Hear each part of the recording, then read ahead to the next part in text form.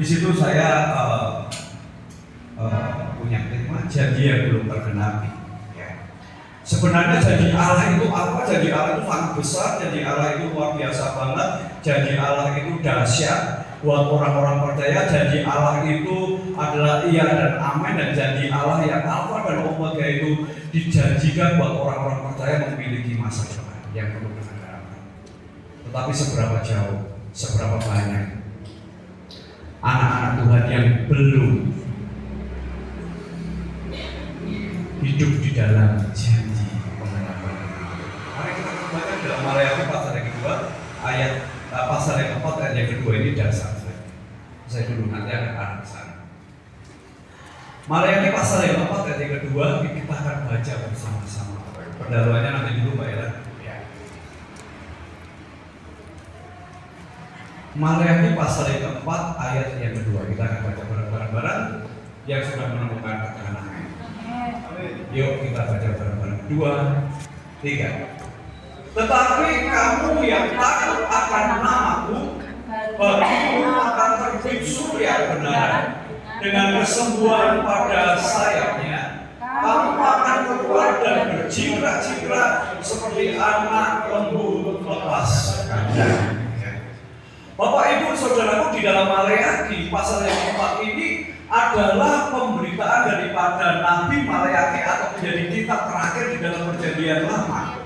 Bahwa banyak sekali perbuatan-perbuatan Allah yang dinyatakan kepada bangsa Israel. Tetapi bangsa Israel yang dikatakan bangsa tertentu, mereka tidak terlalu percaya kepada Tuhan. Mereka tidak terlalu takut akan Tuhan. Sehingga Maleakhi menuliskan di dalam ayat-ayat terakhir ini bahwa orang yang takut akan Tuhan, bahwa di dalam hidupnya akan terbit surya kebenaran. Bahwa di dalam setiap kehidupan kita, saya yakin dan percaya, kita hari-hari ini sedang belajar untuk memiliki rasa takut yang lebih benar, takut yang lebih kepada Tuhan, bukan takut yang lebih kepada dunia, tapi takut yang lebih kepada Tuhan. Bapak Ibu Saudaraku, bahwa Allah, bahwa Tuhan Yesus yang telah menyelamatkan di dalam kehidupan kita, dan di sini dikatakan bahwa tetapi kamu yang takut akan namaku, bagimu akan terbit surya kebenaran. Bahwa di dalam orang-orang yang takut akan Tuhan itu pasti hidupnya memiliki dasar daripada kebenaran. Akan ada kebenaran-kebenaran yang dinyatakan. Bahwa tadi lagu yang terakhir di pujian, bahwa firman itu adalah pelita buat kaki kita. Saya katakan, tanpa firman Allah, kita ini akan menjadi manusia buta. Manusia buta yang berjalan di dalam kegelapan. Manusia yang buta berjalan di dalam terang saja itu masih suka nabrak-nabrak. Apalagi manusia buta yang berjalan di tengah-tengah kegelapan. Hidup dikatakan gelap. Makanya kita butuh firman, kita butuh kebenaran itu untuk menerangi di dalam kehidupan kita setiap hari. Amin Bapak Ibu. Maka dikatakan orang-orang yang takut akan namaku, baginya akan terbit surya kebenaran. Yang menjadi pertanyaan, seberapa besar kita memiliki rasa takut akan Tuhan? Saya terbatas, Pak Gembala terbatas, hamba Tuhan terbatas. Yang bisa menjawab adalah Bapak Ibu Saudara itu sendiri. Seberapa besar rasa takut akan Allah ini ada di dalam hidup kita? Karena Allah yang tidak kelihatan, Allah yang tidak langsung menghukum, Allah yang kadang masih memberikan kasih-Nya, yang karunia kasih-Nya luar biasa. Sehingga mungkin banyak orang-orang berpikir bahwa rasa takut akan Tuhan itu di hari-hari akhir zaman ini terasa tawar. Betul, Bapak Ibu? Betul atau betul? Terasa tawar. Ya. Kalau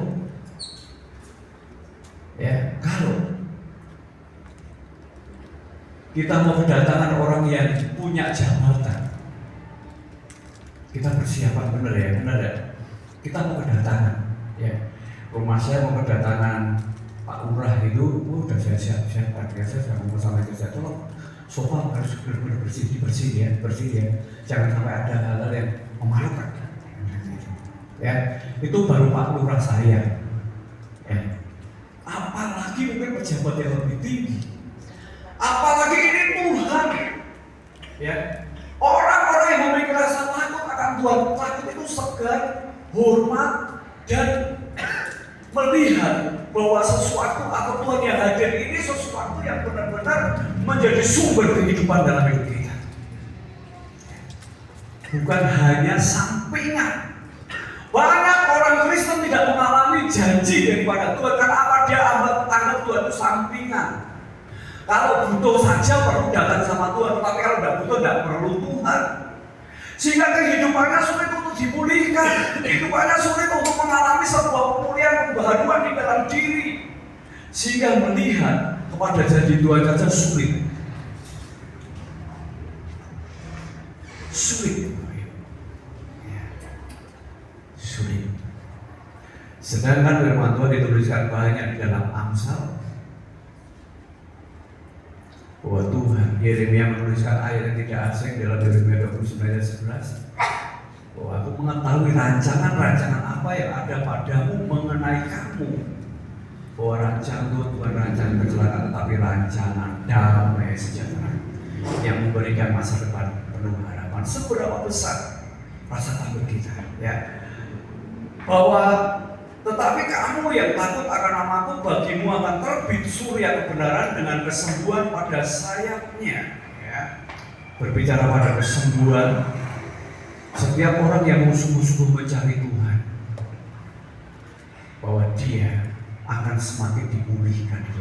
Berbicara sayap ini sesuatu yang vital untuk bagian tubuh burung. Ya. Burung itu kalau terluka di dalam sayapnya, dia tidak akan bisa terbang. Sekalipun itu lukanya kecil, tidak usah besar. Tetapi kalau burung itu terkena luka di dalam sayapnya, dia tidak akan bisa terbang. Dan mungkin dia sudah tidak bisa menjadi karakter burung. Di sini dikatakan bahwa orang-orang yang takut akan namaku,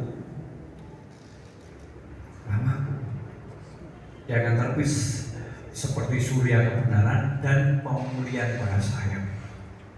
Bapak Ibu mau dipulihkan di dalam berbagai macam hal. Saya yakin kalau yang lainnya mungkin kita tidak pikir. Yang pikir Tuhan pemulihan ekonomiku Tuhan, pemulihan keuangan Tuhan, itu yang sering kita sebut, benar. Tapi pemulihan di dalam roh, pemulihan di dalam jiwa, pemulihan di dalam akal pikiran, pemulihan di dalam hati kita, sering kita tidak mau memahami itu. Sedangkan berkat yang besar di dalam Allah, saat kita mengerti bahwa berkat-berkat yang kadang tidak kelihatan itu yang akan membawa kita mengerti terhadap janji Tuhan. Oh, ini berat. Tapi yang sering kita sebut janji Tuhan, ekonomiku mulai. Berapa banyak orang-orang Kristen akhirnya terjebak di dalam kekayaan? Berapa banyak? Banyak. Karena hanya menginginkan pemulihan ekonomi, rohnya tidak mau pulih, akalnya tidak mau pulih. Janji daripada Tuhan tidak hanya berbicara kepada kebutuhan ekonomi. Jadilah dahulu kerajaan Allah, dengan juga dikatakan asik sekali ya. Saya mengimani itu Pak Juta ya, Bapak Iren. Carilah dahulu kerajaan Allah serta kebenarannya, maka semuanya itu akan ditambah. Semuanya, tidak hanya ekonomi, tetapi ada sesuatu kesehatan yang penuh. Kalau Pak mengatakan optimis, aku tetap bicara sehat dan sehat. Amin. Karena Allah sumber mujizat. Karena Allah yang mampu memberikan mujizat itu yang akan memberikan satu harapan di dalam hidup kita bersama.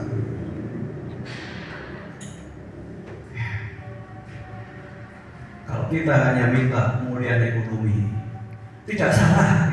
Tapi itu bagian yang terkecil. Banyak orang-orang kaya tidak bisa menikmati hidup. Saya punya teman kaya, tapi tidur aja sulit. Karena saat dia tidur, HP-nya kiri kanan itu selalu bunyi. Bunyi. Saking tidur. Tetapi orang-orang yang takut akan nama Tuhan dan terbit surya kebenaran akan ada pemulihan itu di dalam berbagai macam aspek di dalam hidupnya. Saya katakan rohaninya, akal budinya, jiwanya dan hidupnya.